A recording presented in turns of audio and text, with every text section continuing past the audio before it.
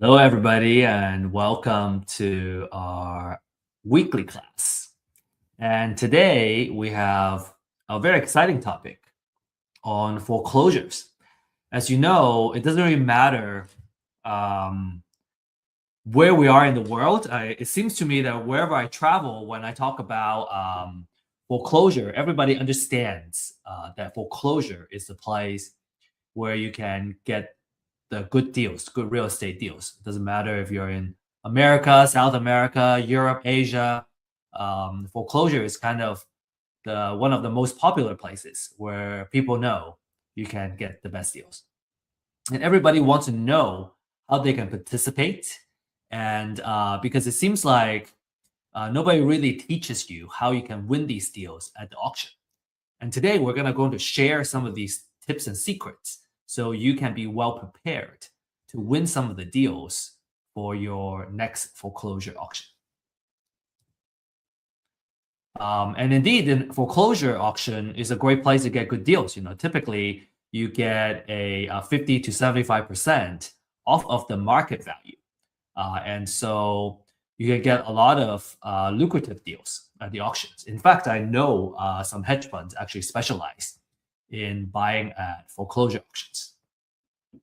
And when you're buying at 50 to 75% of market value, you are already in the money, right? It's what we call you're in the money when you buy the property. So you stand to make a good profit.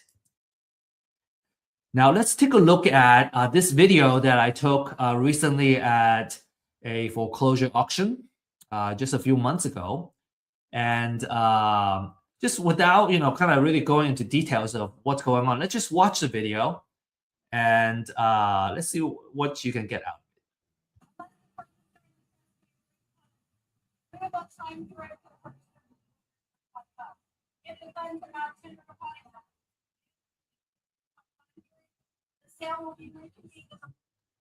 Okay, so that's basically it. I'm gonna cut it out. We're gonna go back to the beginning of the video here. Now, on the surface level, right? This is what's going on. Number one, it's quite loud and it's hard to hear the person that's talking, this lady.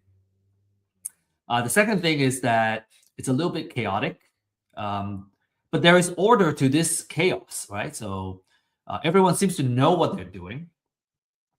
And there's actually a lot more going on, as you can kind of see, kind of further into, kind of beyond this group of folks. There's more people over there. So what's going on, right? There's a lot of stuff going on. And at the end of this class, right, after we go over these top 10 tips, we're gonna revisit this video, and you're gonna be able to see and kind of break down everything that's going on in this video and what everyone's doing. All right, so sounds like a good deal. And then another kind of natural question is, within, being a part of this foreclosure auction, how do I win these deals? And what are some of the risks and how can I minimize the risk, right? So we want to be very cognizant of the risk that we'll be getting into if we participate in these auctions. And our promise to you is that at the end of this webinar, you'll understand how you can win deals while minimizing your risk, right? There are things you can do to minimize the risk. And this class is for new investors that are looking for knowledge to get started, right? Start buying properties. Or if you're an experienced investor and you're not familiar with foreclosure auctions, this would be a good place too.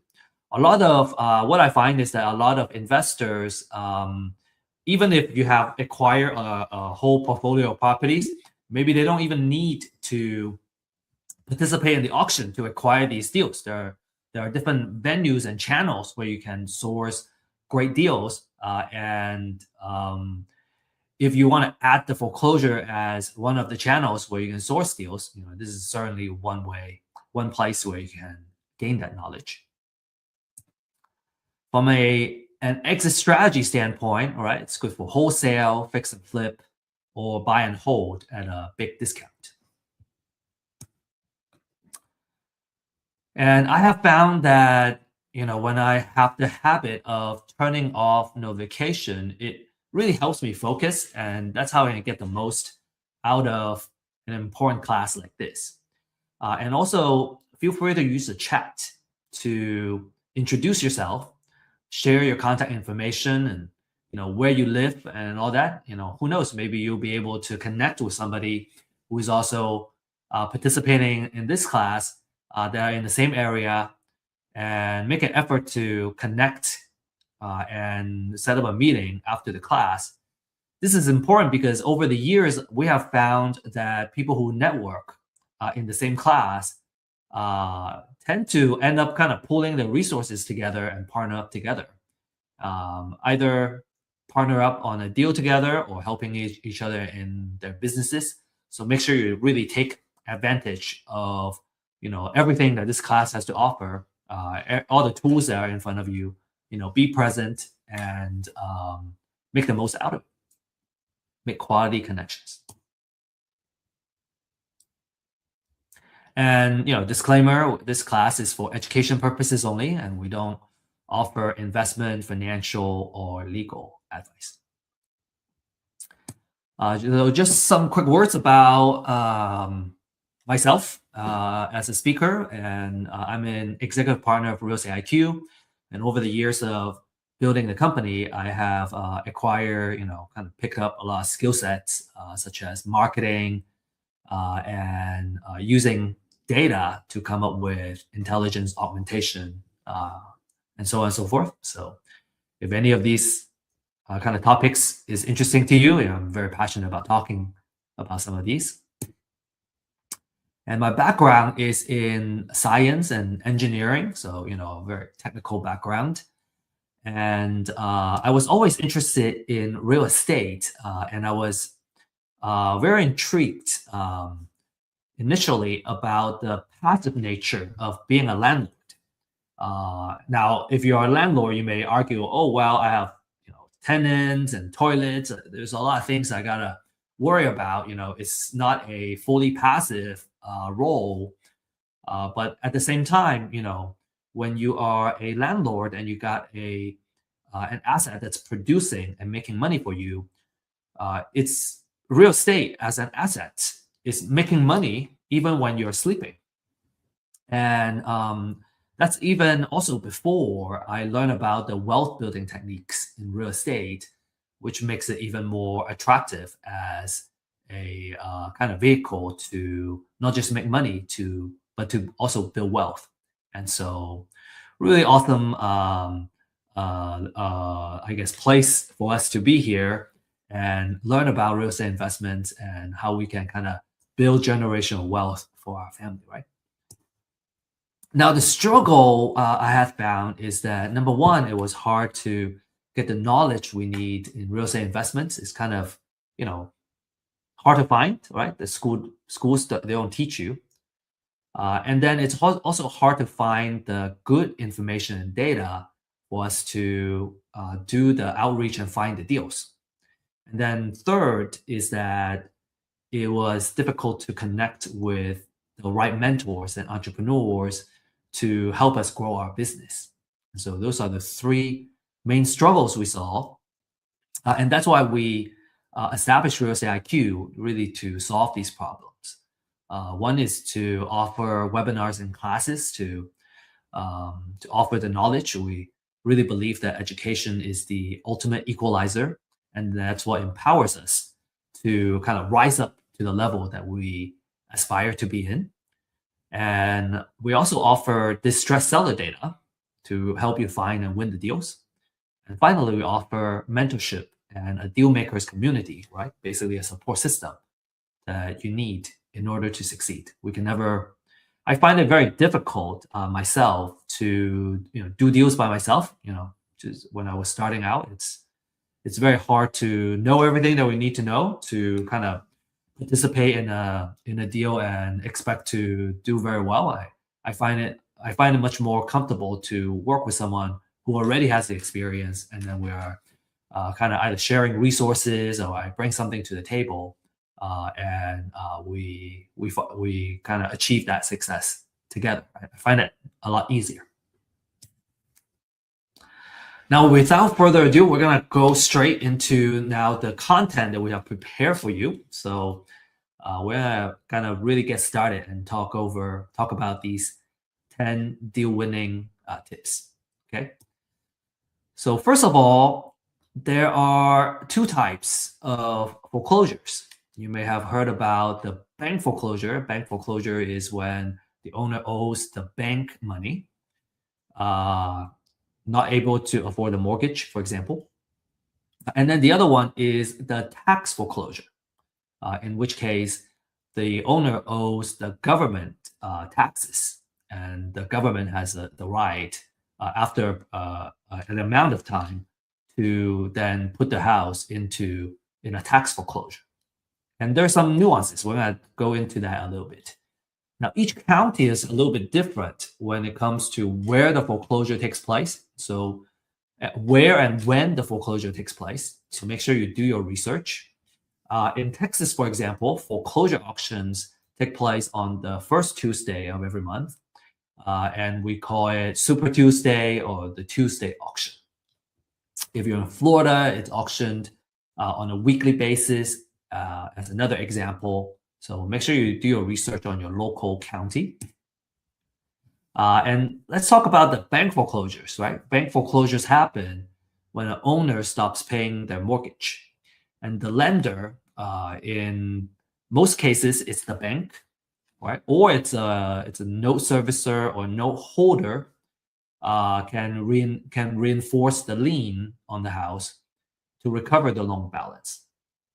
And the implication for investors is that you usually get clean title, except for unpaid property taxes or municipal liens, and there's little or no redemption period for the owner. Okay, obviously it varies by state, so you want to research kind of the redemption rules of your state. But in general, little to no redemption period. And then we're going to talk a little bit about tax foreclosures, but we're going to mainly focus on the bank foreclosures. Okay, tax foreclosures can get a little more complicated. This happens usually, it's triggered by unpaid property taxes, and usually they're like 2 to 3 years delinquent to kind of trigger that. And the government will force a sale, and it could be different parts of the government. It could be the county, right? It could be the city, or it could be the city, the school district that forces the sale. And as an investor, let's say you win, you win the bid, you don't get immediate ownership on the house. The original owner can reclaim the property, what we call within that redemption period, and that redemption period, again, also varies by state. So you want to, depending on what state you are participating in this, you want to do your thorough research. But within that redemption period, the owner can reclaim it by paying the purchase price and taxes and the penalty. So if you own that lien on this tax foreclosure, you make a little bit of return if the owner decides to reclaim the property. So you still make some money. But if you're mainly focused on acquiring a property for investment purposes, then you typically don't want to renovate the house until after the redemption period. So you want to be careful of that. Essentially, you're buying a redeemable deed and not the final title during the tax foreclosure. So pay a lot of attention to the redemption period when you participate in the tax foreclosures. And we prepared a side-by-side comparison between bank foreclosures and tax foreclosures. And you can take a look at, maybe take a screenshot of this slide. Now, for the purpose of this class, we're going to focus more on the bank foreclosures because the title side is a little bit easier, and most folks are more familiar with bank foreclosures and are more interested in bank foreclosures. Tax foreclosure is more or less a specialty within the real estate investment world. And if you're interested in tax foreclosures, it can be very lucrative as well. In fact, I I know some folks have done very well with tax foreclosures. And if you're really interested in that, I suggest that you seek out the right classes and education to really go deep in that before you really start participating in these tax foreclosures. Right? Really know what you're getting into, understand all that, understand the risk and the process and the know-how, right, before you jump into it. Anyway, bank foreclosure is what we're going to focus on here. Now, the second tip is that in order to bid, you need to first register as a bidder. Okay, so you don't just show up and then you go, oh, I'm gonna bid on the house on the property on the house. You need to register first. Okay, in order to bid. Some of you may know of auction.com or some other auction websites. Okay, so in order to some of the houses either they are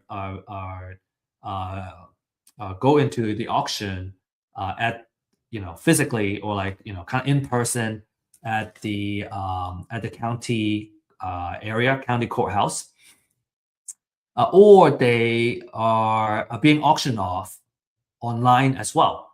So auction.com, for example, or like you maybe Xome, XOME.com is another example. For auction.com, in order to register as a bidder, you would need to transfer $1,000 first.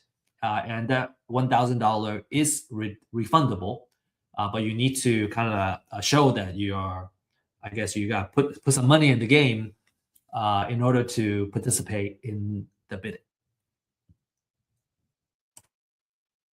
Okay, next, let's talk about the foreclosure process, right? And here we're going to focus more on, like I said, on the bank foreclosure process. So for the bank foreclosure process, the borrower becomes delinquent in terms of their mortgage payments. And usually, more than 4 months of mortgage payments, this will start kind of trigger the foreclosure process. The lender will order a trustee to send the letter of demand. And when that happens, the borrower has at least 30 days to pay off the delinquent payment. Or what happens is there will be a notice of default that gets filed and an intent to accelerate the mortgage note. And then it takes about 20 days for that to happen.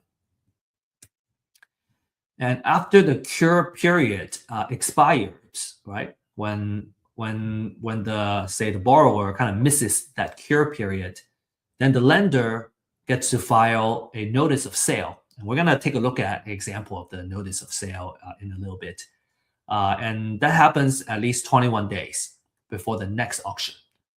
So, as an example, so let's say our upcoming auction is on the 2nd of the month, for example, and today is the 15th. Again, I'm making an example, and that's less than 21 days away. So it's not going to go into the auction in the upcoming auction, but it's gonna go into the next month's auction. So that's what the at least 21 days is. If the upcoming auction date is less than 21 days, then it's not gonna go into this upcoming auction, but the one next coming up next. And the property will get auctioned typically at a courthouse step. Again, every county is different. Some counties have it in a conference center. They have a lot of properties going to auction. Some counties, are in a courthouse, in front of the courthouse. And a lot of times it's kind of outdoors too. So like the video that I shared earlier is actually outdoors, which is why it was so loud. There was a lot of traffic, noises, and then people kind of talking over each other too. It's typically, between 10 and 4 p.m., 10 a.m. to 4 p.m. And so it's either gonna get sold to the highest bidder, or it gets reverted back to the foreclosing lender and becomes a real estate owned property, REO. Now, so why the either or, right? So typically, a lender has a minimum amount that they would specify. So if the bids are, so let's say the minimum amount is 100,000. If all the bids are under that $100,000, then the property is gonna revert and go back to the lender. But if the bids go above that minimum, in this case, 100,000, let's say the bid went up to 120,000 to the of the highest bidder, then the house is going to go to the bidder that bids 120,000 because it's already above that minimum amount specified by the lender. Okay, and if you have questions, if I didn't explain a particular concept very clearly, feel free to post your questions on the chat, and we can discuss more after, and we can discuss your questions. Okay, number 4, we gotta know how to find properties going into the auction. This is public data, public information, but it's not easy to find, right? It's the information is not easy to find. So we're gonna share with you how you can find this information. Okay, so what you want to do is to Google, and you can either Google the name of your county, notice of sale, or the name of your county, foreclosures. And usually it will pull up the right link. Some counties may be a little bit harder to find, but if you just dig in a little bit further, you should be able to find the right website and find kind of figure out where you can find these foreclosure notices.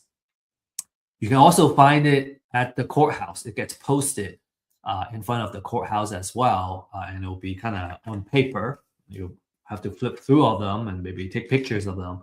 If you can find them online, well, they're going to be digitized, and it's going to be a lot easier to locate the information that you need.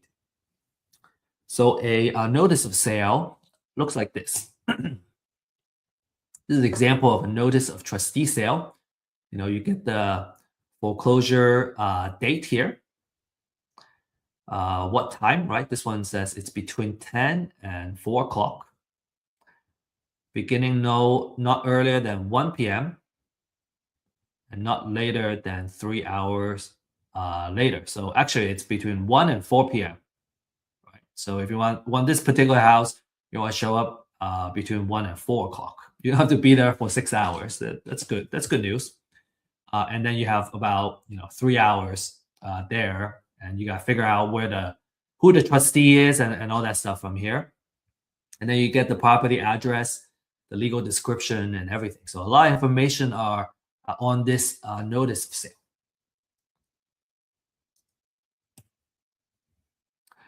Now, if you're fortunate, if you're lucky, there may be companies in your local area that provide these foreclosure lists, right? They sell these. If that is the case, then the question is, should you pull the information yourself, or should you buy, right? Do we DIY or do we buy? Here are the kind of average monthly filings in different metro area. And if you're in a metro that are not listed here, we can cover those as well. We have a service called customized lease binding services that we go into the metro that you request, and we can pull this information for you. We can mine this information. Now, as you can see, we're talking about hundreds at least, right? For a lot of these metro area, up to 1,000, couple thousand for the bigger metro. And so there are so many filings that it's usually not recommended to do it by yourself. It just takes too much work. It takes too much time. As an entrepreneur, I would say if I spend a lot of my time mining the information, then it's taking my time away from doing the actual due diligence and kind of figuring out what the right amount it is that I need to bid on the property, which is a better kind of use of my time.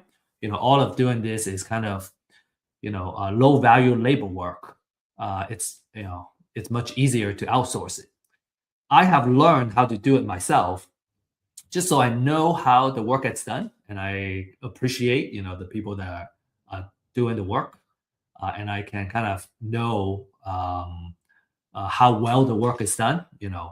But after I learn how it's done, I usually don't do it because it's such a low value work. Like if I'm gonna spend 1 or 2 hours every day on this particular effort, man, I'm gonna end up doing all that, just researching and getting the information. Well, it doesn't really get me to point B, which is being able to bid on the property. So it's much easier for me to hire somebody to do all this research, and then I can do the actual intelligent work, which is the due diligence and the research it requires to come up with the right offer and the maximum bid that I would bid on any property, so I don't lose money.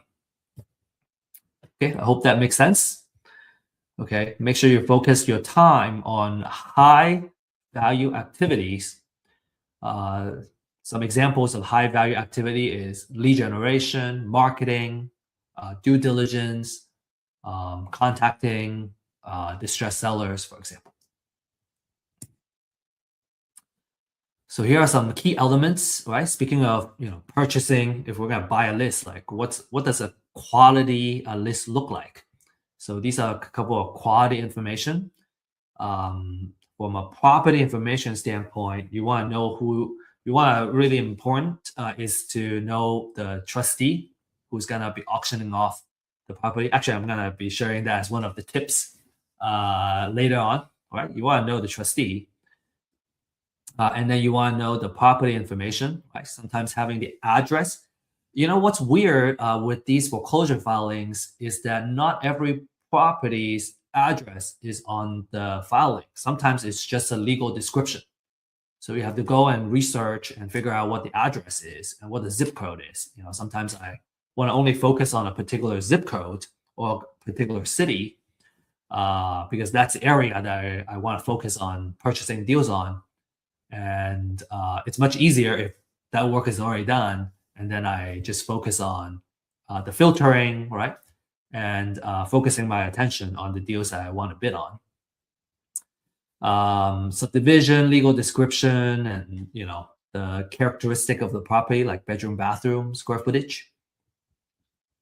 And then some of this financial information is interesting too, because it kind of gives you the insight on the property and what's going on with it. As an example, if the house was recently purchased and they still have a very high unpaid balance, I would note that the lender typically would be unwilling to take a loss and accept a low bid. And so typically they would want to they are willing to take a loss, but not a huge loss. Versus if a house has been, I guess, if a mortgage has been kind of performing for the past, let's say 10, 15 years, and there has been a lot of equity that has built up, number one. And number two, the borrower has been paying quite a bit of interest. That gives the lender more room, more margin to have a lower minimum bid amount, as an example. So some of this financial information is useful. Okay. Number 5, let's talk about our exit strategies, and we're gonna just talk about the top 3 exit strategies, which is wholesale, fix and flip, and buy and hold. And depending on which exit strategy you have, you're gonna come up with a maximum allowable offer. So number 5 and 6 is kind of related, right? Based on your exit strategy, you're gonna have your maximum allowable offer that you can bid for each property. And we're going to talk about buy and hold first. Okay, so let me share an example. Some of you may have seen this slide before. We shared this as an example in couple of our classes to really home in on the buy and hold strategy. So for buy and hold strategy, what we want to do is to follow the 1% rule of thumb. And basically, that 1% says that our monthly rent should be at least 1% of our total overall investment for the property. So if I put in 250,000, I want to make $2,500 a month at least. Now, the way we do that is we want to come up with an estimated rent, and that's by doing a comparative market analysis, right? So I want to know in the area how much the rent is going for in that typical area. So let's say it's giving me 2,500 a month right now. That means the most I would invest in the property is 250,000 to fit that 1%. Okay, so I kind of back myself into this. And in this example, if the repair budget, right, how much it costs to kind of fix up the house is $20,000, then the most I would offer is 230,000 because I got buy it for 230,000. I have to add $20,000 to fix up the house. The total out of pocket is 250, or total investment is 250, and then it's covered by the 1% rule, right? 2,500 rent. You may have a question about wholesale fee. We're going to talk about it when we talk about wholesale, but this is what the number will look like. Now, in the next slide, we're going to go over this, why this 1%, right? Why that 2,500? So as an example, the 2,500 will cover mortgage, property taxes, insurance, if there's HOA, and obviously there's always some level of maintenance on the house. And so after you subtract all that, you can earn a decent monthly cash flow, right? So that's how much you earn as how much cash you collect as a landlord. So what's really cool is that as a landlord, this is one house, right? This is how much I'll cash flow from one house. If I have 10 of these, then I'll make 5,750 a month, which is roughly 69,000 a year. If I have 20 houses, then I'll make 138,000 a year. And that's a pretty good way to kind of make money by just letting an asset, right, producing for you. And I think that's all I'm going to talk about for this. Just a very last comment is that for buy and hold is a wealth generator. You got a couple of things working for you. You got cash flow, which I just shared, right? From a monthly rent, I get a cash flow. I also get appreciation, which hedges us against inflation. So two types of appreciation. One is a natural appreciation. That's kind of inflation, right? And then a forced appreciation means that I'm fixing up the house to improve the value of the property. So that's what forced appreciation means. We also get tax savings from depreciation, mortgage interest and operating expenses. And then we also get to pay down the loan every month. So we're building up equity. So 4 things kind of working for you to build that wealth.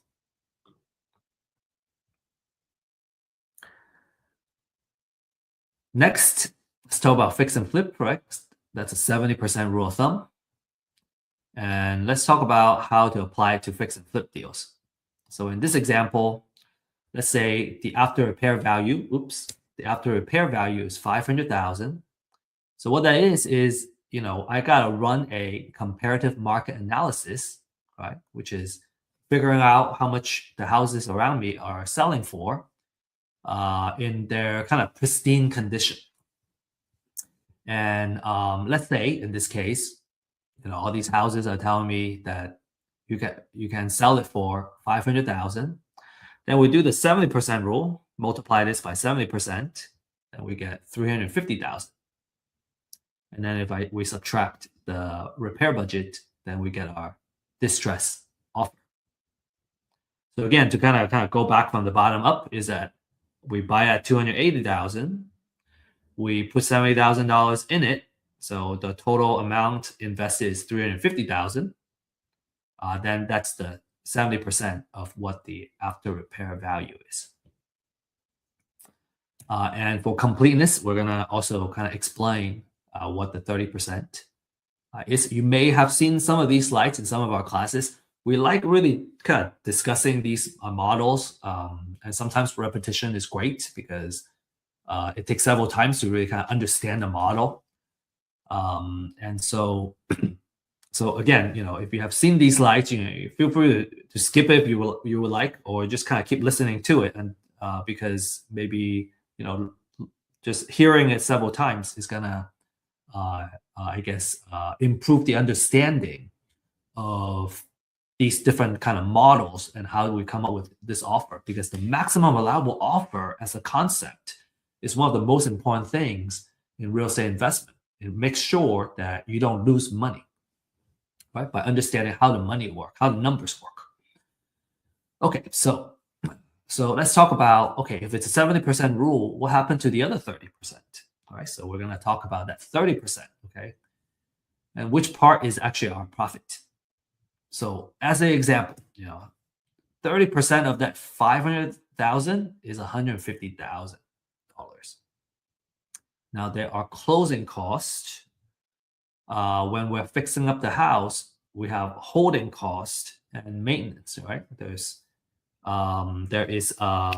utility fees, right? Utility bills. You have maybe there's a HOA. You gotta pay HOA. You gotta pay taxes. So all kinds of money that you gotta pay to hold the property. And then closing costs includes agent commission and title insurance. Another holding cost is home insurance while you're holding the property.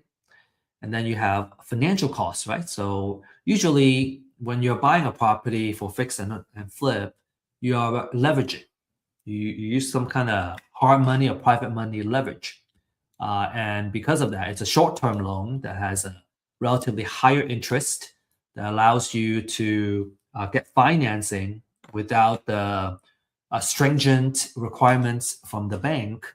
So you can leverage someone else's money to make money. And a lot of folks are very glad to kind of pay for this additional financial cost because you get to kind of leverage someone else's money to make this profit.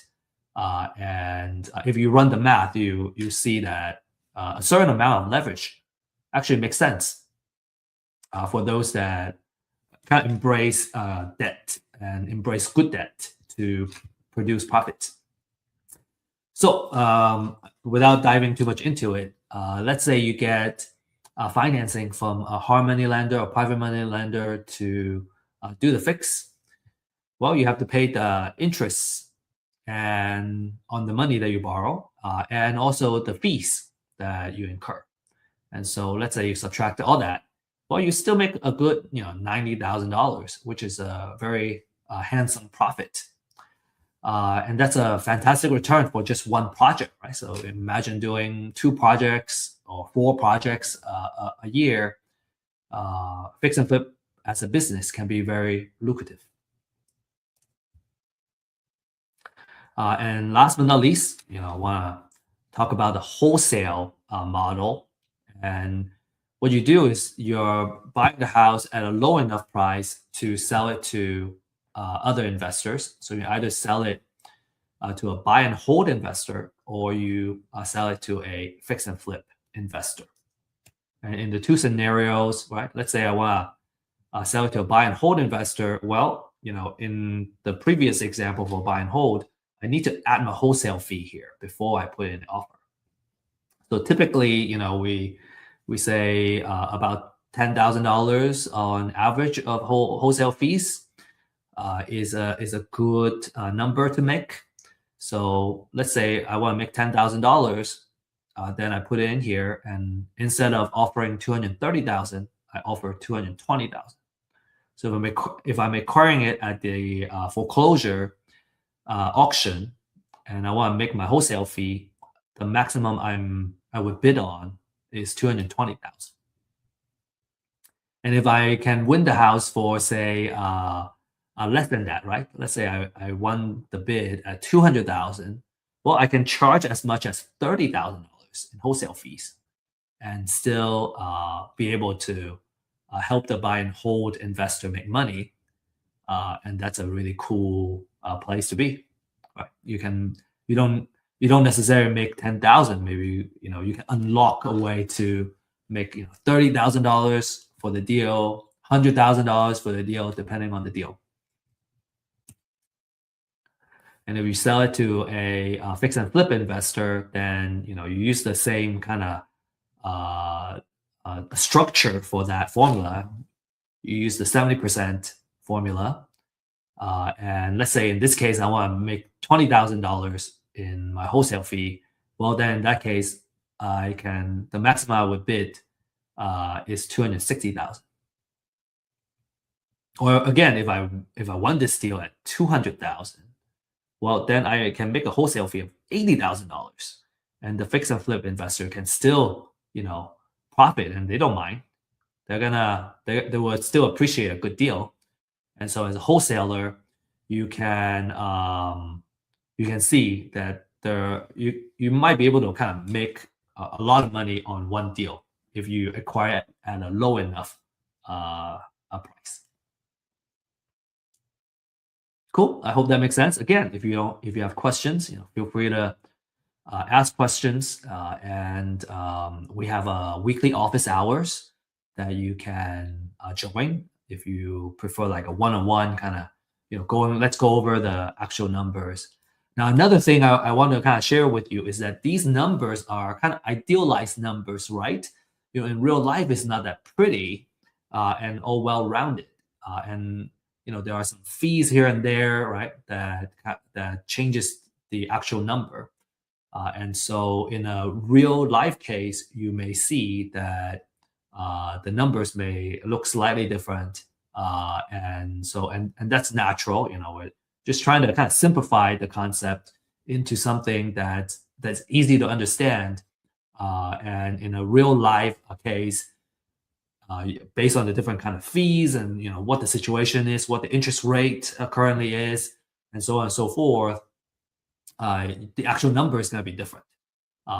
But what I think these examples serve really well is that by understanding the 1% rule of thumb for buy and hold and the 70% rule of thumb for fix and flip, your 99.9% of the chance of the cases, you always make money, right? You won't lose money if you do the right things and you follow this formula.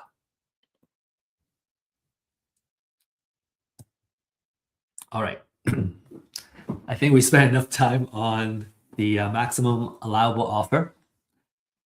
So we're going to talk about number 7, okay? Got to do your real estate valuation.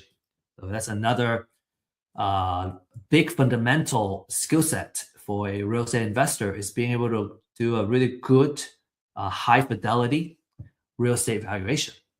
And there are 2 important numbers that you want to get really good at doing. And it's usually it's the same process, right? Using real market data to come up with number 1, after repair value, right? That's what we need for a kind of fix and flip number. And you got to know the market rent, which is good for buy and hold.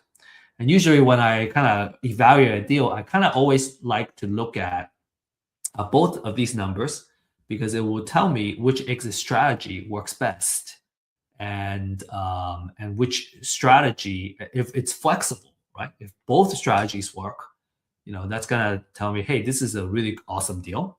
And maybe one or the other numbers work better, one or the other exit strategy works better, then it will also kind of tell us, okay, this is the way to go. Another maybe a little more advanced items is that in addition to market rent, there's also short-term rental or like mid-term rental or co-living model, right? So you can potentially create more cash flow as a than a market rent. When we talk about market rent, we're looking at long-term rental, long-term rent. We're not going to talk about all these kind of short-term rental and potential higher cash flow scenario. In this case, really it's because when you're running a short-term rental, you're kind of running an accommodation, a hospitality business, and when you are doing long-term rental, you can very easily outsource it to a property manager, and you have really good occupancy usually, instead of a short-term rental.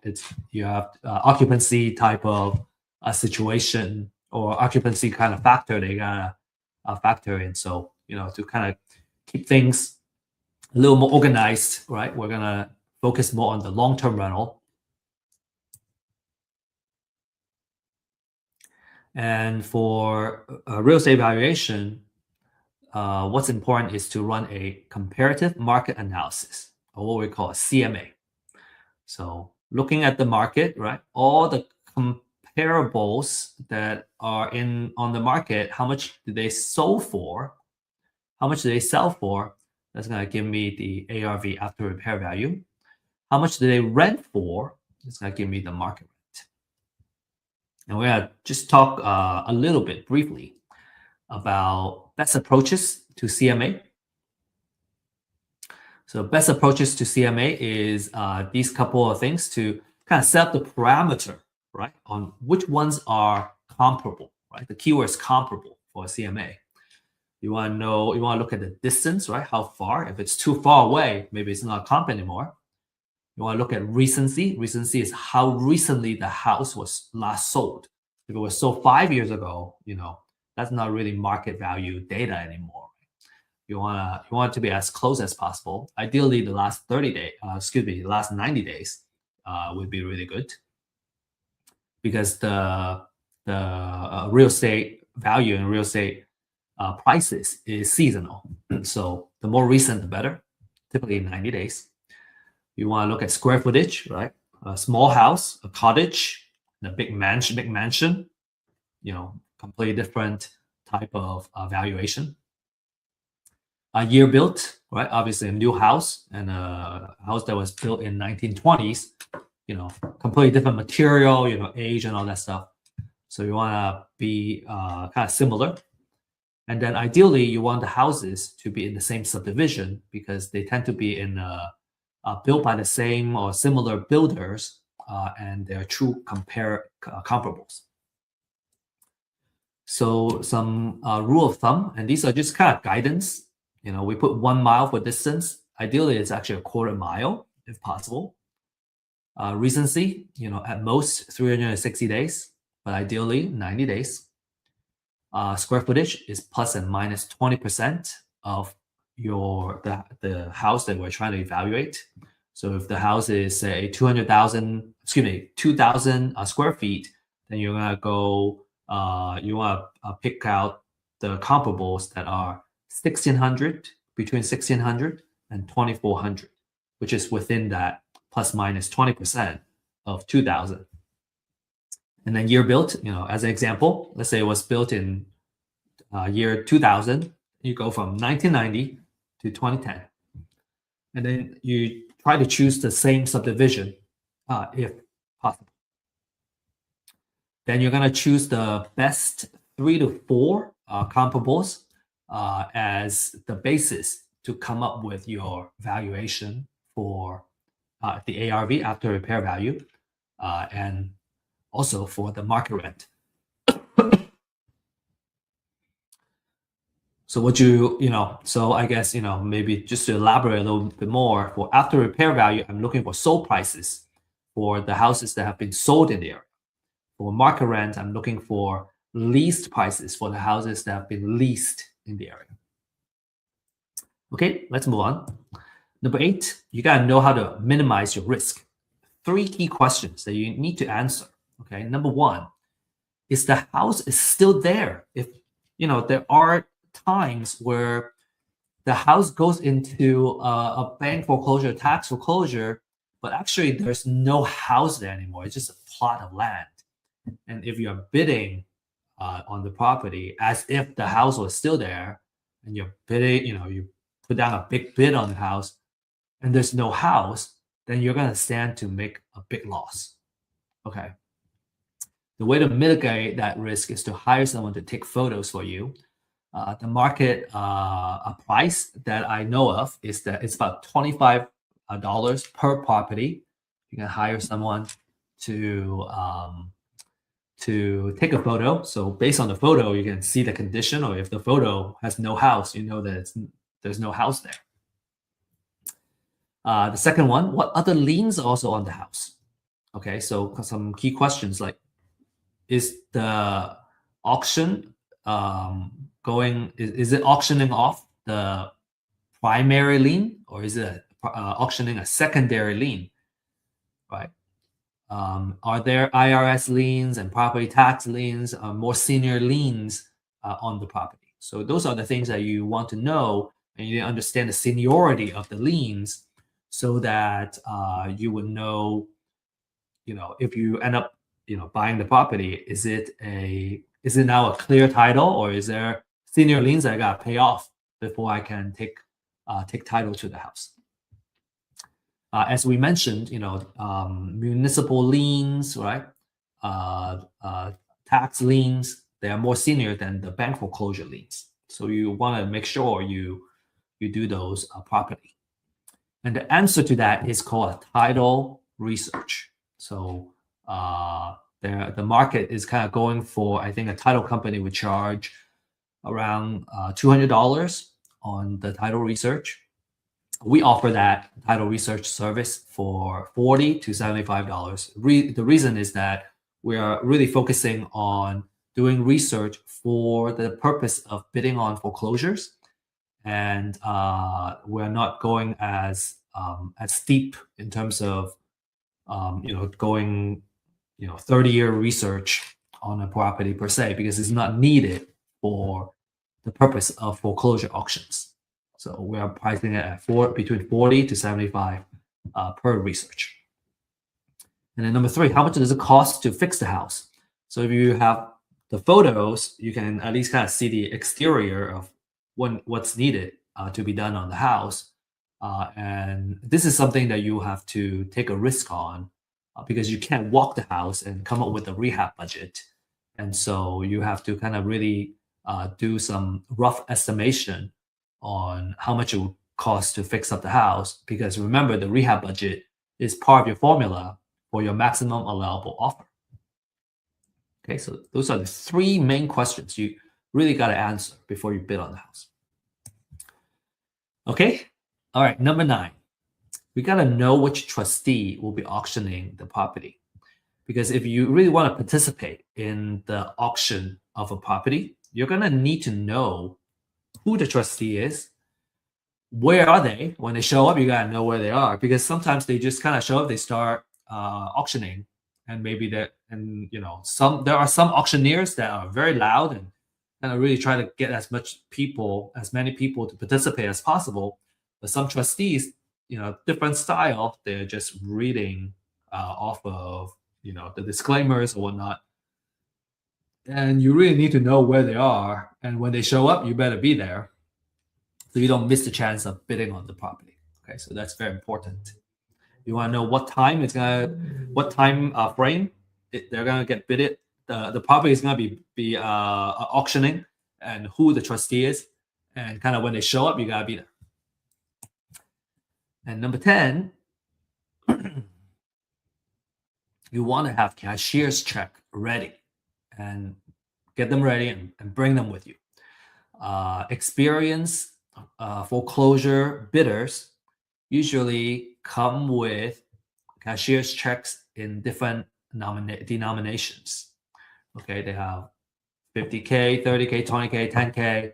I think at least 10K, right? Let's say you have a lot. You still want to have, at most a 10K denomination. As an example, let's say you only have $100,000 in the cashier's check, and the property that you want to bid on turned out to be 70,000. Well, because you don't have, you can't break it up. You have to give them that 100K cashier's check. Well, now you have an extra $30,000, which is the difference. It's stuck with the courthouse, the county, for several weeks before they can get the money back to you. So what that means is now you have $30,000 that have been sitting around not producing for you. So usually for the experienced folks, they have these denominations. So let's say it's 70,000. Well, I got the 20K, I got the 50K, and then now I'm good. I can use the rest to bid on another property if I want. Right? So that's very important. They don't make change at the auction. So some bonus information, I want to give you this, and then we will look at the video. Okay, so the bonus, I want to kind of share the what happens during the auction or like after the auction. So after the auction, after the foreclosure, the borrower may still owe money after the foreclosure. If the total debt owed exceeds the foreclosure price, the lender may seek a deficiency judgment and go after the borrower. Okay, so borrower may, in this case, they either owe money or they have to declare bankruptcy, right, in order to kind of deal with that. A bank foreclosure wipes out secondary liens, right, second mortgages or junior liens with proper notice, but it doesn't eliminate debt. So these lenders can still go after the borrower. And then federal, state, and local tax liens will survive. And so you need to pay them when you win the bid. So make sure you do the title searches properly. All right, so now let's play this video again. I got this this video back, and then we're gonna really talk about a little bit more nuance of what's going on. Okay, so it's just a 10-second video, I think.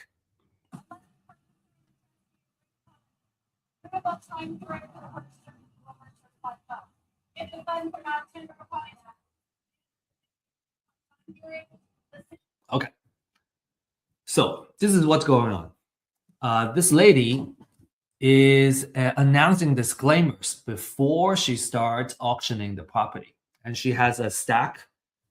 She actually has, this I guess a binder with different properties that she's auctioning off, and she's gonna read it off one by one as we go, and then the folks that are sitting on the other side, they're the ones that are gonna bid on the property if it's the right property that they want to bid on. You have this gentleman, Ryan, my friend, has a laptop, right? And he has a spreadsheet here with all the properties that he already did research on, and he knows exactly which deals he's going to bid on because he already did all the due diligence and everything that he needed. This lady, I also spoke with her afterwards. She has a paper version, and then she has highlighters and everything, right? And she's striking off the properties and kind of notating them as the auction happens. And then there's other folks that are also participating. So people come prepared, right? They did their homework already. They brought their printout or laptop, and they know how much they're gonna bid on the property. All that work is already done before the auction. So they're only going to the auction to bid on the property and basically trying their best to win a property or two or more during the auction. And the auction happens at different spots. You got this one, this spot here. You got a service link auction that's happening over here. And then in the back, you have auction.com. So there are a couple of spots. And then, obviously you also have individual trustees that are just kind of standing there. And once they kind of get started, people will kind of crowd over and try to kind of hear the best they could and making sure that they don't miss on the property they want to bid on.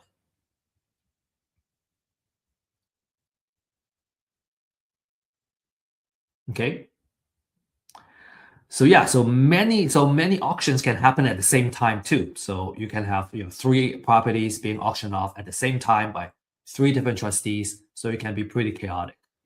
And if you really want to go and like you want to cover your bases, you want to have several folks that are on your team, on the same team, going in there and bidding on these properties. Okay, cool. So again, if you got questions, find us at our office hours. Find me at our office hours, and we'd love to answer your questions. All right. To recap, we have gone through the foreclosure process. We talked about a different type of foreclosure. And then we talked about how you can find and evaluate deals and all the due diligence that you need to do to minimize your risk. And then all the different things that you need to do in order to participate effectively in a foreclosure auction. So next, you may be wondering how you can get started. So let me just kind of share with you some success cases of our clients and our users. Right, first case, we have a client making $46,500 profit on a deal in Carrollton. Actually, is kind enough to share the address of the property as well. And all these are kind of title company escrow printouts that he's able to share. So the second deal, 85,000. Next deal, 88,000, almost 89,000. So there's a lot of profit if you know how to win properties and win deals. There's you can make a great living, and you can also build wealth in the process. A lot of times our clients will kind of leverage, use these profits to purchase properties to hold and build wealth. So you might be wondering, how do I get started? Okay, so for those of you who are ready to take action, this is what we recommend that you do.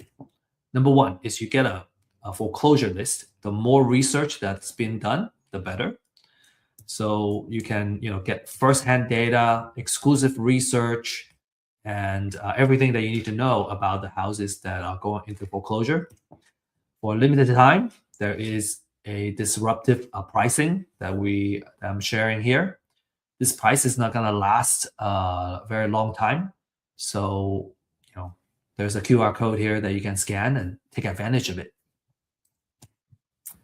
And then number two, I highly recommend finding a mentor coach, having that one-on-one attention to walk through how to do these deals. I personally find it extremely useful.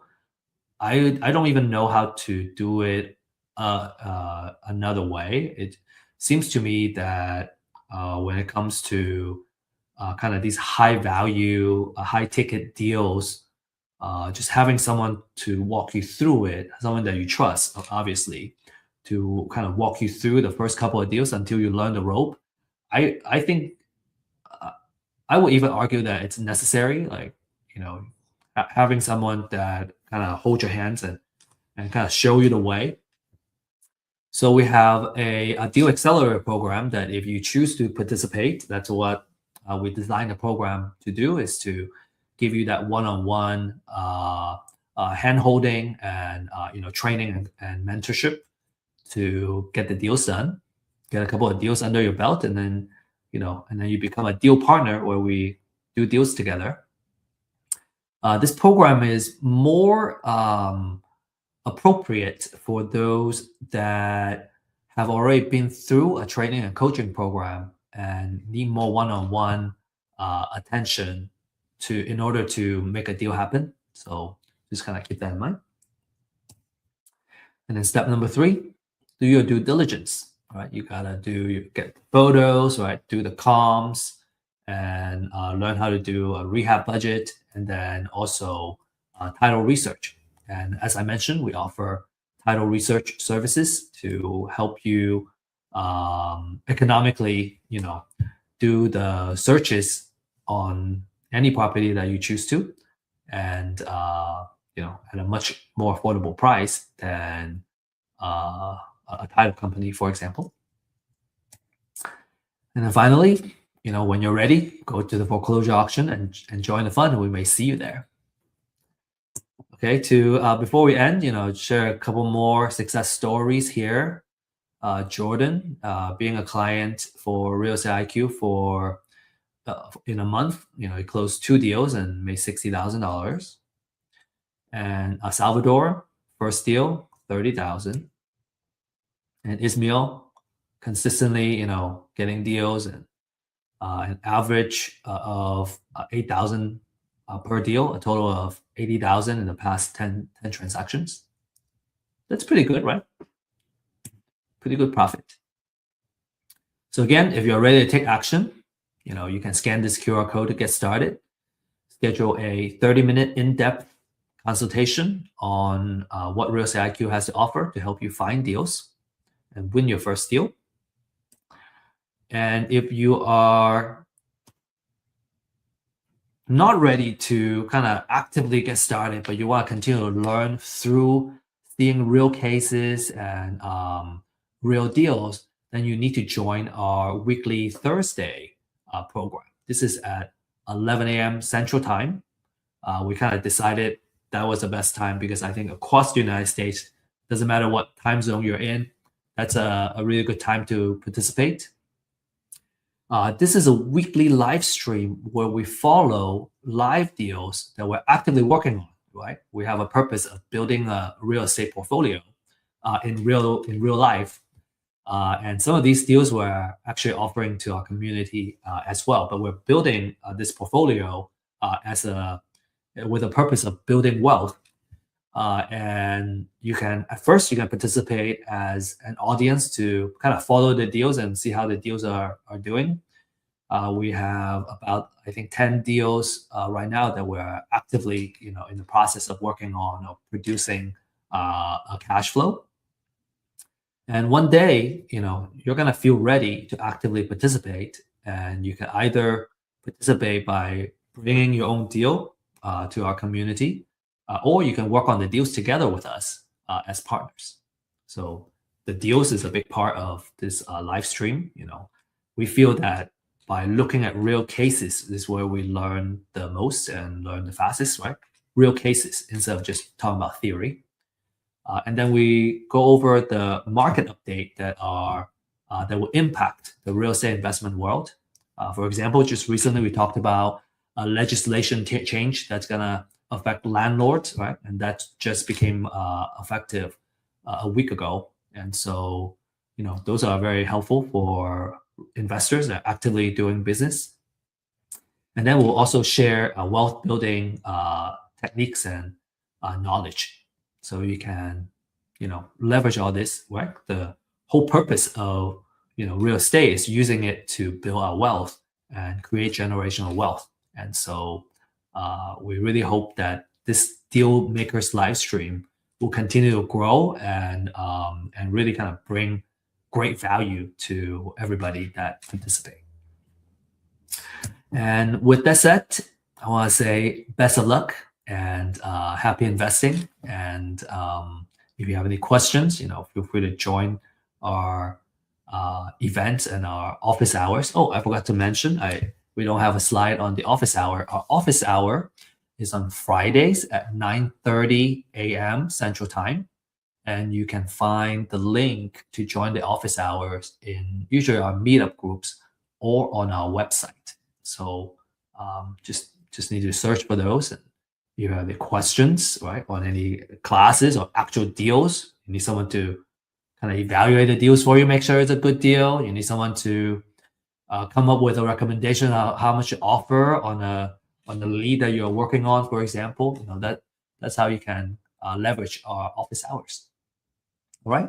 Now, with that said, I just want to end this session and thank you for joining us. And I hope to see you in our future classes soon.